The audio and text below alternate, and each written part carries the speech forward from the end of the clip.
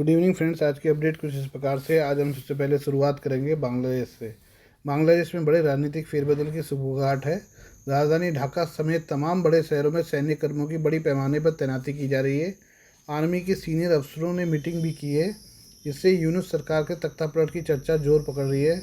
माना जा रहा है कि बांग्लादेश में सेना अंतरिम सरकार के प्रमुख मोहम्मद यूनुस को हटाकर नियंत्रण पूरी तरह से अपने हाथ में ले सकती है। सेना को कानून व्यवस्था बनाए रखने के लिए कार्यकारी मजिस्ट्रेट की शक्तियां पहले से ही हासिल है। तख्ता पलट की चर्चा पर मोहम्मद यूनुस और सेना प्रमुख वकार जमा ने अभी कोई प्रतिक्रिया नहीं दी है। बांग्लादेश के आर्मी चीफ वकार उस जमा के नेतृत्व में सेना ने सोमवार को एक आपातकालीन बैठक की है। इस बैठक में शीर्ष सैन्य अधिकारियों ने भाग लिया, जिसमें 5 लेफ्टिनेंट जनरल, 8 मेजर जनरल, स्वतंत्र ब्रिगेड के कमांडिंग अधिकारी और सेना मुख्यालय के अधिकारी शामिल थे। इसने यूनुस के तख्तापलट जैसे किसी बड़े घटनाक्रम की चर्चा को मजबूती दी है। सूत्रों ने यह दावा भी किया कि बैठक में आतंकी हमले के खतरे पर चर्चा हुई है और आर्मी चीफ ने सुरक्षा बढ़ाने का निर्देश दिया है। बांग्लादेश की राजधानी ढाका को बीते कुछ दिनों में सेना ने पूरी तरह से नियंत्रण में ले लिया है। सैनिकों और बॉर्डर गार्ड बांग्लादेश बीजीबी के जवानों को ढाका की सड़कों पर गश्त करते देखा जा सकता है। फौजियों ने सड़क किनारे अपनी चौकियां भी बना ली है, जहां वाहनों को रोककर जांच हो रही है। हालांकि शुरू में इसे कानून व्यवस्था का मसला बताया गया, लेकिन जनरल जमा के बैठकों के बाद तख्तापलट की चर्चा जोर पकड़ गई है। बांग्लादेश के अंतिम सरकार के मुखिया मोहम्मद यूनुस और सेना के बीच संबंधों में खटास का दावा काफ़ी समय से किया जा रहा है। दोनों तरफ से इस तरह से के कुछ बयान भी आए हैं, जिससे तनाव को हवा मिली है। राजनीतिक विश्लेषकों को लग रहा है कि सरकार और आर्मी चीफ के बीच मतभेद अब बढ़ गए हैं और सेना ने सत्ता पर नियंत्रण का फैसला ले लिया है। सरकार बदलना चाहते हैं आर्मी चीफ। छात्र संगठन आमार बांग्लादेश पार्टी के महासचिव असदुज्जमा फुआद ने आर्मी चीफ जमा पर राष्ट्रपति मोहम्मद शाहबुद्दीन के साथ मिलकर एक नई अंतिम सरकार बनाने की साजिश रचने का आरोप लगाया है। फुआद ने कहा, आप देख सकते हैं कि आर्मी चीफ कुछ बैठकें कर रहे हैं, ये एक साजिश का हिस्सा है।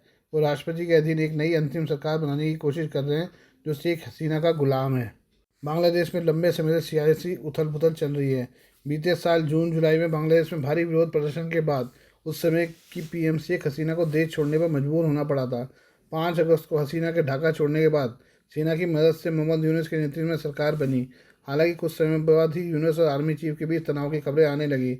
आर्मी चीफ ने हालिया दिनों में सार्वजनिक तौर पर भी सरकार के कामकाज से नाराजगी जताई। इससे यूनुस के तख्तापलट की चर्चा है।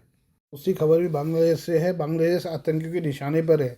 देश के आर्मी चीफ जनरल वकार उस जमान ने आगाह किया है कि देश में अगले महीने आतंकवादी हमले हो सकते हैं। उन्हें संभावित हमलों को देखते हुए सतर्कता बढ़ाने का आह्वान किया है।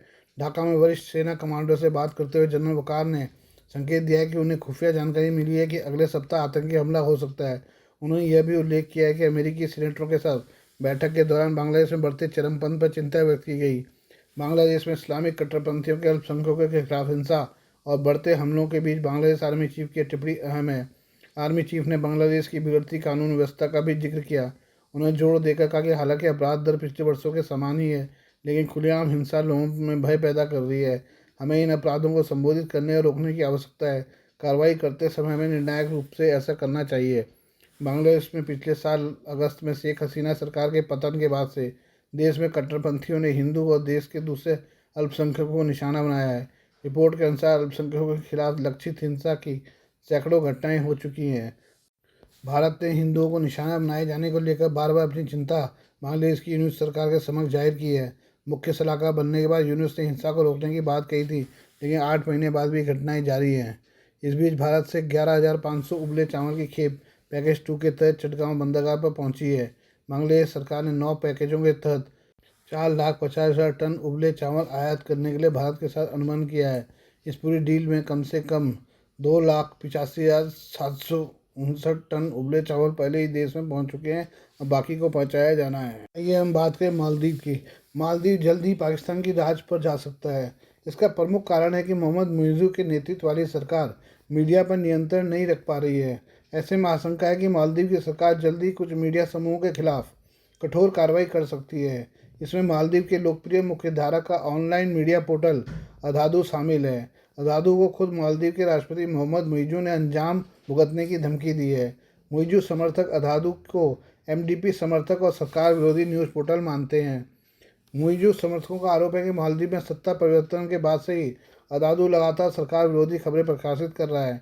इन खबरों में कथित तौर पर मोहम्मद मुइज़्ज़ू के नेतृत्व वाली सरकार की विफलताओं, भ्रष्टाचार और गलतियों को उजागर किया गया है।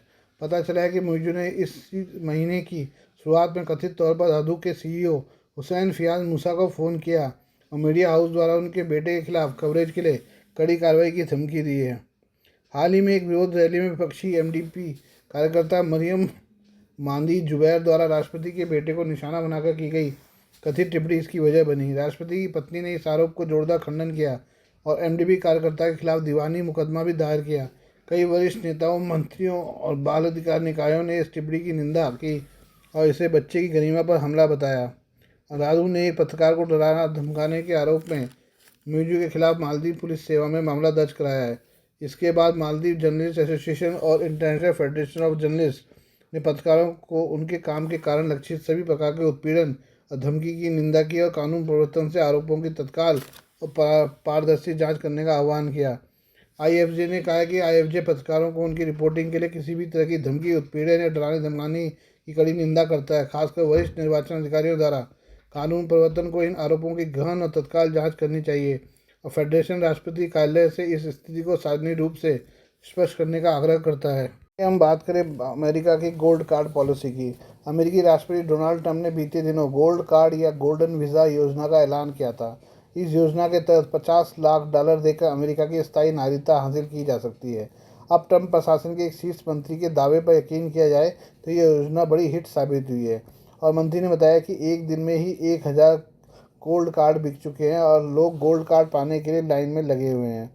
ट्रंप प्रशासन में वाणिज्य मंत्री हार्वर्ड लुटनिक ने पॉडकास्ट के दौरान बताया कि गोल्ड कार्ड योजना औपचारिक तौर पर 2 हफ्ते बाद शुरू होगी, लेकिन योजना शुरू होने से पहले ही एक ही दिन में 1000 गोल्ड कार्ड बिक चुके हैं।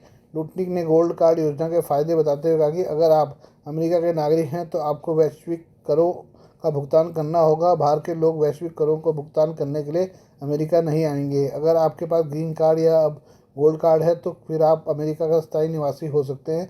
आपको करों का भुगतान भी नहीं करना होगा और आप यहाँ के नागरिक भी बन सकते हैं और नहीं भी। ट्रंप प्रशासन ने 10 लाख गोल्ड कार्ड बेचने का लक्ष्य तय किया है। ये गोल्ड कार्ड बेचकर जो रकम इकट्ठा होगी उसका इस्तेमाल देश का कर्ज कम करने में किया जाएगा। गोल्ड कार्ड देने से पहले आवेदक की पूरी जांच की जाएगी और देखा जाएगा कि आवेदक कानून का पालन करने वाला है या नहीं। अगर गोल्ड कार्ड धारक अवैध कामों में लिप्त पाए जाते हैं तो उनका गोल्डन कार्ड हमेशा के लिए निरस्त भी किया जा सकता है। ट्रंप प्रशासन का कहना है कि गोल्ड कार्ड योजना से देश में निवेश बढ़ेगा।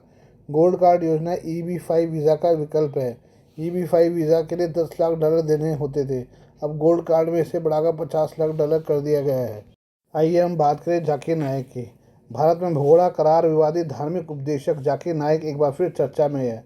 जाकिर ने अफगानिस्तान तालिबान के इंटेलिजेंस चीफ अब्दुल हक वासिक से मुलाकात की है।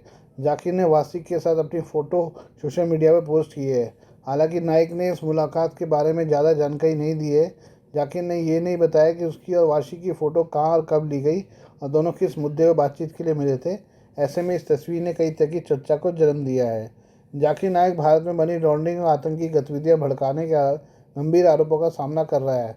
बीते करीब 9 साल से मलेशिया में है। हाल ही में उसने पाकिस्तान का दौरा करते हुए तमाम बड़े नेताओं की मुलाकात की थी। ऐसे में वासिक से जाकिर की मुलाकात के बाद कुछ लोगों ने दावा किया है कि वो पाकिस्तान और तालिबान के बीच शांति स्थापित करने की कोशिश में लगा है। पाकिस्तान और अफगान तालिबान के रिश्ते काफ़ी समय से ख़राब दौर में हैं। अब्दुल हक वासिक तालिबान का एक बड़ा नाम है। साल 1996 से 2001 तक अफगानिस्तान पर तालिबान के पहले कब्जे के दौरान वासिक खुफिया विभाग का उप महानिरीक्षक था। वह अल-कायदा के ट्रेनिंग कैंपों की निगरानी का काम भी देखता है। 11 सितंबर के हमलों के बाद अमेरिकी सेना ने उसे गिरफ्तार किया था। वो 12 साल गुआंतानामो जेल में बिता चुका है। काबुल में तालिबान के सत्ता में वापसी के बाद वासिक को खुफिया प्रमुख नियुक्त किया गया है। जाकिर नाइक की बात की जाए तो भारत सरकार ने कई बार उसको वापस लाने की कोशिश की है, लेकिन भारत को इसमें कामयाबी नहीं मिल सकी है। जाकिर को हाल ही में मलेशिया की नागरिकता दिए जाने का भी दावा किया गया था। हालांकि मलेशिया के गृह मंत्री सैफुद्दीन नासुन इस्माइल ने इसके गलत बताते हुए दावों को खारिज कर दिया है। जाकिर नाइक की 2016 से ही भारतीय जांच को तलाश है और उसे भगोड़ा घोषित किया जा चुका है। बीते साल अगस्त में मलेशिया के प्रधानमंत्री अनवर इब्राहिम ने कहा था कि वो जाकिर नाइक को तब तक भारत प्रत्यार्पित नहीं करेंगे जब तक कि वो कोई परेशानी पैदा नहीं करता है। जाकिर नाइक को मलेशिया में स्थायी घर मिला है, लेकिन नागरिकता के पर सरकार ने कोई फैसला नहीं लिया है। Please do like, share and subscribe this channel of my news, views and analysis by Prakash.